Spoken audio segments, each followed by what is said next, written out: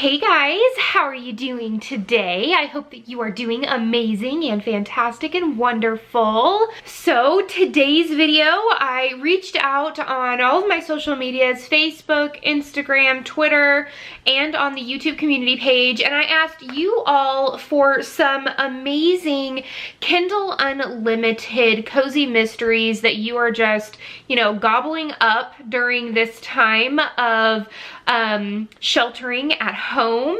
I know that a lot of my bookstores are closed and there's no way for me to go and get a physical book, and I am subscribed to Kindle Unlimited, so this is not a sponsored video at all. I've been subscribed to Kindle Unlimited for probably, I think, like 3 years now, and it's $9.99 a month, and there are a ton of different types of books of any genre that you can go and get some really, really awesome stories and books and poetry from Kindle Unlimited from indie authors, and I thought that it would be really, really cool to make a video about them. I do have a couple of other sort of Kindle Unlimited videos as well. For those that don't have Kindle Unlimited, what's really, really awesome about it is that most of those books are also not super expensive on Amazon as well. So they can range from 99 cents to maybe at most $4.99 for a book, which is pretty good when a normal cozy can range between a paperback being $7.99 USD, United States dollar, or they can go all the way up to a hardback, which is in the 20s. Right? So I found, with the help of a ton of other people, I found 10 books that I wanted to talk to you guys about this week, and there were so many that I think I might do another one in May as well. Let me know down below if you want more of this. I have no idea how long the quarantine is going to be going on, and so I want to make sure to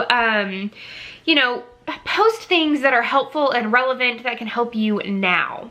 So without further ado, let's get started.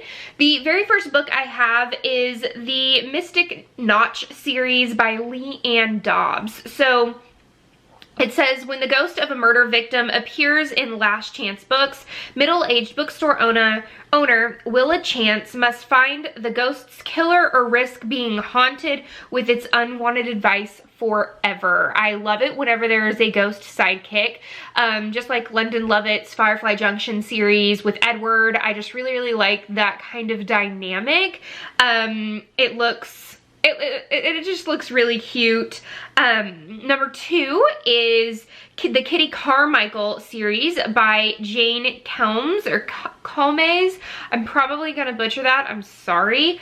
It says, when a farm girl, Kitty Carmichael, moves to Chicago in the fall of 1928, so a historical fiction, or historical cozy, she's planning to immerse herself in jazz, modern living, and romance, not murder. But when she arrives to find her rich uncle dead, his fortune missing, and his young, half-Japanese daughter, Coco, placed in her care, what is she going to do? I haven't read that series, but this third one, I have read the first one in the series, and of course I loved it. It's Claire's Candles series by Agatha Frost. This is her newest series. She also writes the Peardale Cafe mystery series. It says, Claire Harris loves nothing more than crafting homemade candles. She has always dreamed of one day opening a quaint candle shop in her home village of North Hash. But at 35, she still can't afford to take the risk. Stuck at a dead-end job at the local candle factory and back living with her parents, Claire knows her life needs a shake-up. Little does she know that the shake-up includes one of the owners dying at the the candle maker that she's working for now, and it was really, really cute. I'm really excited to dive deeper into that series. The next one should be coming out pretty soon as well.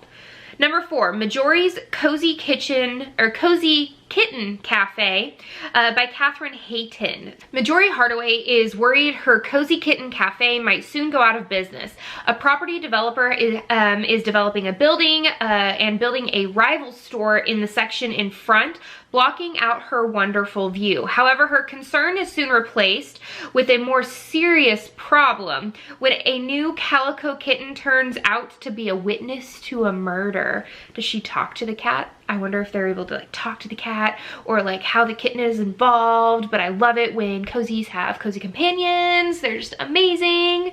Number 5 is Deja Brew by Natalie Summers. Accidentally summoning a talking dog was not how Lou Danvers wanted to end her first day in her new town. Moving 1,000 miles after inheriting an apartment in her mom's hometown was one thing. Finding out that she comes from a family of witches, a complete other. Surprise! Still reeling from the new information, Lou finds herself at odds with the owner of the local coffee shop. No big deal, right? Until the owner shows up dead right outside Lou's front door.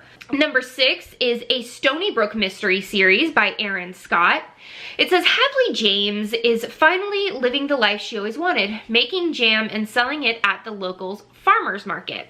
When the local knitting store owner asks her to cat sit, Hadley doesn't give it a second thought. I mean, what could go wrong? A lot, apparently. Suddenly, her simple cat-sitting job has turned into a murder investigation, and life no longer seems perfect.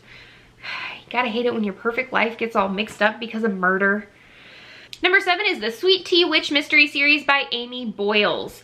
In less than 24 hours, Pepper Dunn loses her job, her boyfriend, and her home. It's the worst day of her life, but when Pepper discovers she's a witch and has inherited the most important store in the magical town of Magnolia Cove, Alabama, she is happy as a pig in mud.